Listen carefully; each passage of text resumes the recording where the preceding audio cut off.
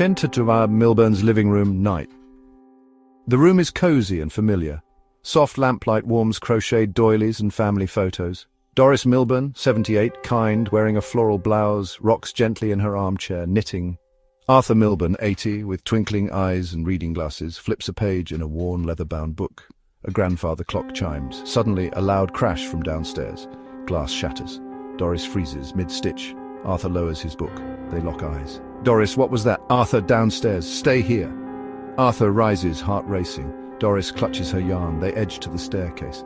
From above, they glimpse chaos below. Coffee table flipped, lamp down, window shattered. A masked figure rummages through a fallen binder labeled Arthur's Vintage Baseball Cards.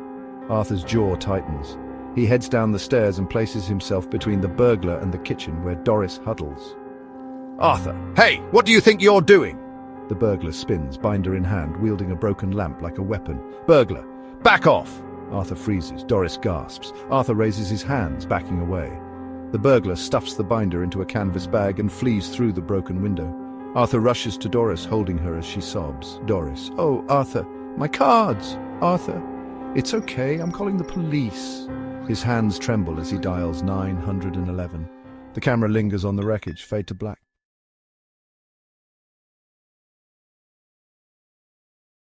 Intro music, suspenseful, mysterious. Narrator. Welcome, mystery lovers. Today we're diving into the heart of a small-town church festival that's more than just bake sales and Bible trivia. Secrets are lurking beneath the surface. Let's uncover what's really going on in Act 2, Scene 4. Music ambient, mysterious, narrator.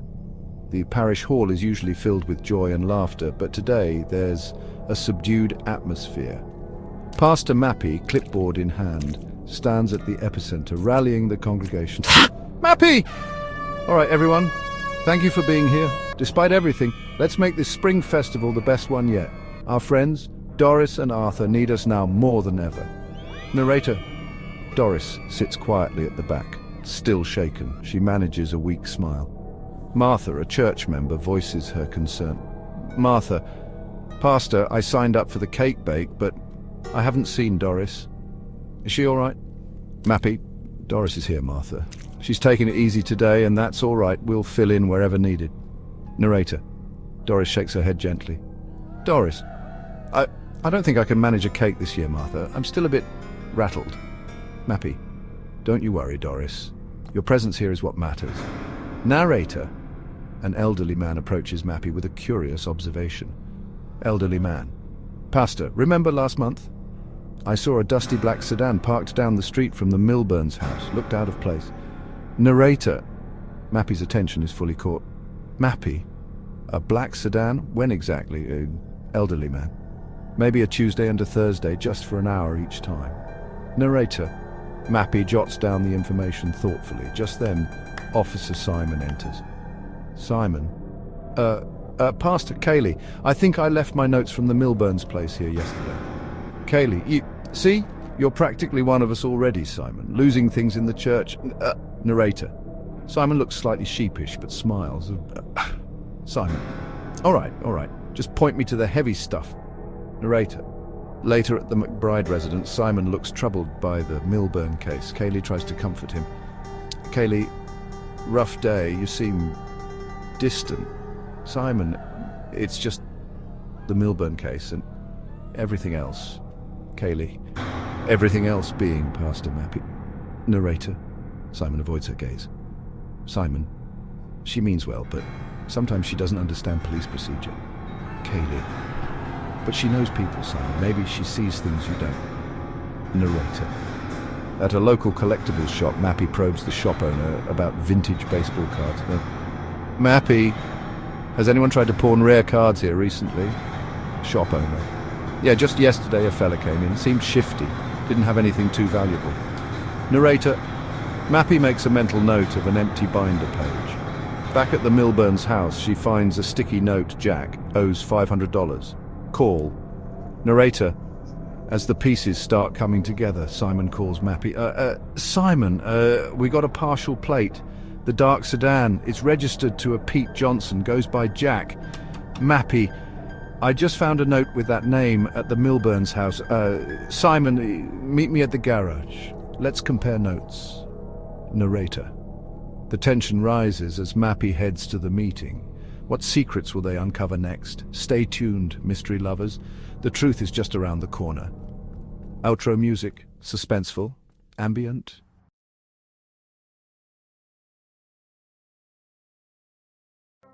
In a small town where everyone knows everyone, secrets still have a way of lurking in the shadows.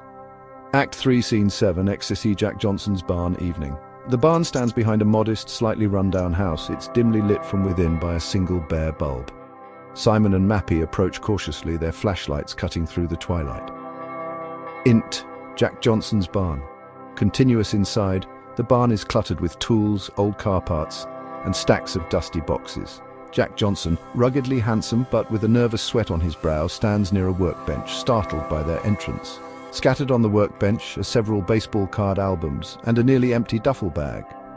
Simon, Pete, Jack Johnson. Police, we need to ask you some questions about a burglary at the Milburn residence last night. Jack tries to appear nonchalant, wiping his hands on a greasy rag. Jack, burglary? Milburn's? I don't know anything about that, officer. I was here all night, working. Suddenly, Manny, a scared and fidgety 17-year-old, appears from the shadows near a stack of hay bales. Simon had quietly picked him up earlier based on a tip. Manny, that's not true, Jack. You told me. You told me to do it. Jack's face pales. Manny, what are you doing here? Shut your mouth. Simon, Manny, tell us what happened. Manny hesitates, then looks at Mappy, a flicker of hope in his eyes. Manny, Jack. He said he needed some quick cash. He knew the old folks had some valuable stuff. He said he'd give me a little bit if I just went in and grabbed some things. My little sister, she's sick. Needs medicine. His voice cracks with desperation. Jack glares at him. You idiot! You weren't supposed to say anything. Simon, so you hired him to break in, but you took the valuable cards? Manny nods, tears welling up in his eyes. Manny, I just grabbed some junk to make it look real. He said he'd handle the rest. Mappy steps forward, her gaze filled with a sad understanding as she looks at Jack. Mappy, Jack, was it worth hurting our dear church friends? They've always been there for this community. We all have needs, but this isn't the way. We are a family here. Jack angrily shrugs, avoiding her eyes. Jack, family doesn't pay my bills, Pastor. Life's hard. You wouldn't understand. Simon, his face grim, steps forward and cuffs Jack. Simon, you're under arrest for burglary and contributing to the delinquency of a minor. Mappy gently places a hand on Manny's shoulder. Mappy, Manny, what you did was wrong. But I understand you were desperate. We're going to help your sister. The church will figure something out. Can you show the officer where Jack hid the rest of the cards? Manny nods, leading Simon towards another part of the barn. They return moments later, Simon holding the intact baseball card binder.